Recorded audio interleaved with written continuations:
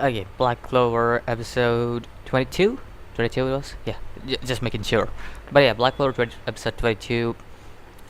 It was a good one, I would say, because it was basically the showing of all the different type of magic. I would say this episode was a showcase of different type of magic from different type of magic nights, and it was quite like each magic knight had a unique magic to themselves, and that's what basically was shown in this episode. That was the first half of the episode, basically.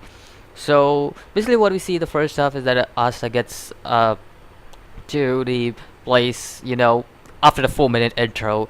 I'm getting used to this thing, like 4 minute intros every episode. I'm getting used to this thing right now, so I'm not gonna complain about that. So after the 4 minute intro, we see that Asta pretty much saves the girl. Pretty much, Raid is the guy who's the villain of this arc. He's basically quite surprised by Asta, and he already knows about Asta's magical anti magical sword.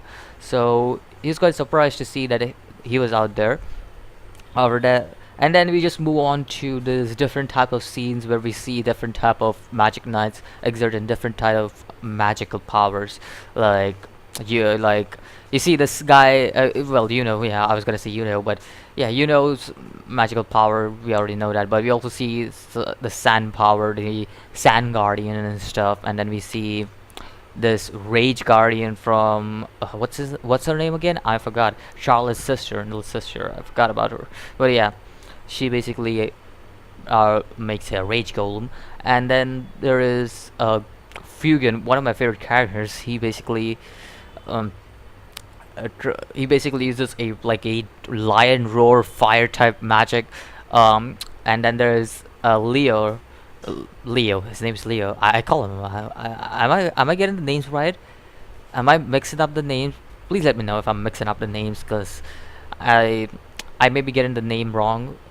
I may be mixing up Leo and Fuga with different people. But yeah, those guys, basically those two, they're one of my favorite characters. So one is a rival, another one is a magic knight who pretty much has no relevancy for a few arcs. Yeah, I just spoiled it for you. He has no relevancy for a few arcs after this arc. So he's quite a relevant character, but he has no relevancy for at least 2 or 3 arcs, I think so. Yeah, there you go. I spoiled it for you guys. But let's just get going with what's happening next. If I'm correct, the first half is that pretty much their thing that they're showing off their magic and stuff, and then we get to Asta versus Jimmy, and it's one of the puppets, one of the 4 puppets he can summon. I think so. Radius can summon. If I'm correct, he has 4 puppets. Am I right? Well, I may be wrong. Correct me if I'm wrong. But I think so. Radius has 4 puppets that he can summon, and that was Jimmy number 4 of the 4 puppets. And basically, his power is curse magic. So whenever he, like, whenever he he has this glowing orb around him. Whenever he attacks this glowing orb, he basically, like, just touching a touch from that orb can pretty much, like, I don't know, burn your skin, I guess. I don't know. It's quite a weird magic. I don't know, because I could only see blood or and I don't remember much because it's early chapters. These were early chapters in manga, so I don't remember what kind of stuff happened. But I'm pretty sure that it's blood. It kind of burns or decays that part of your skin. Um, it's just the part which touches it. So I think so. It's just decays the part of your skin. So basically, Asta is protecting this girl. He removes his other magic sword, tries to defend this girl, because basically Radius has a unique backstory. I would say he has a unique backstory. Does he? I wouldn't say it's that unique, but it's still a unique. It's not that much. It's still, like, I would say, like, when you find, like, in Dragon Ball Dokkan Battle, when you find, like, super rares, I would say those kind of stories. But yeah, that kind of backstory. And Raid is pretty much, because he has a backstory, he pretty much is like he gets angry towards Asta, and instead of attacking Asta, he attacks the little girl. So pretty much Asta protects her, and then we see, um, if I'm correct, let me get through this again. Asta protects the girl, and then yeah, um, the others, Fugen and Leo. Again, I may be screwing up the names, so I'm sorry, but I'm pretty sure those two, get, they were fighting the zombies. Well, um, uh, what's her name? Uh, yeah, I kind of forgot her name for a second, but Noelle. She basically, what she does is, she is she was afraid to use her magic because of what happened in the previous episode. Um, because obviously, the family pretty much said her family pretty much said to her that she's been exiled from her family. So basically, she is no more a family member of the Silva family. Silva family, if I'm correct. See, I forgot a lot of stuff from the starting, like last week. I don't know why.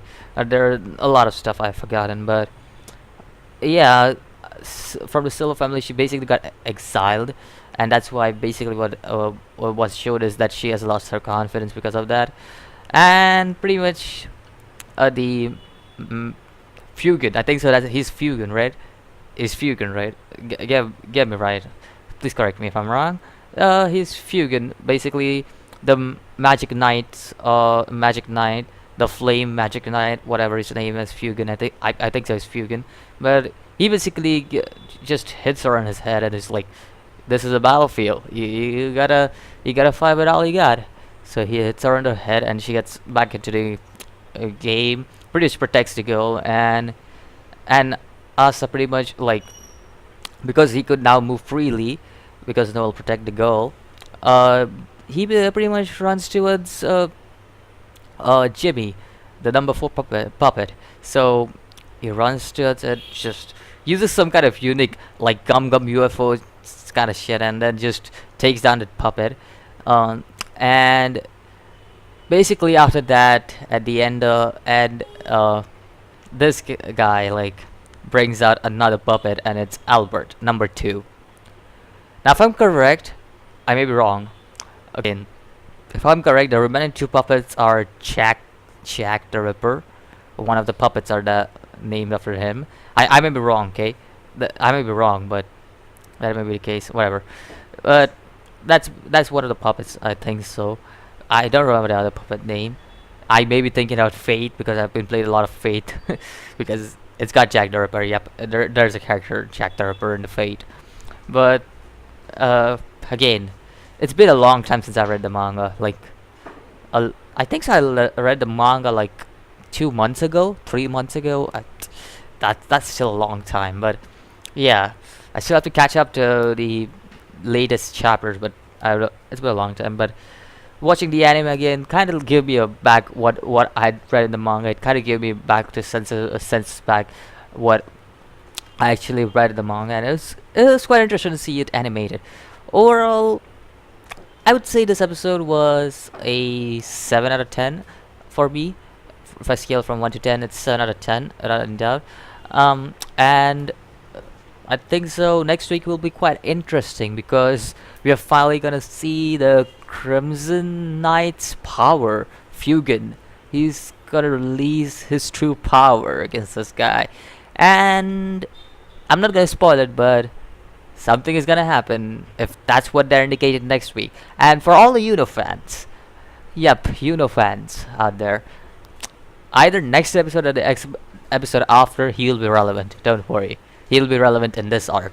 I'm not saying he's not relevant. Technically, he is, but I'm not saying he's not non-relevant in the previous arcs. He was relevant, but in this arc, basically, he's a non-relevant character. He was a non-relevant character until like the next week or the week after, where he gets a relevant opponent to fight with. But until that, all the fans, yeah, I don't think so. You're gonna see a relevant opponent until that to fight against So yeah, will be getting a relevant opponent either next week or the week after. But I can only say about that. I'm not gonna spoil who the opponent is, and I think manga readers already know who I'm talking about.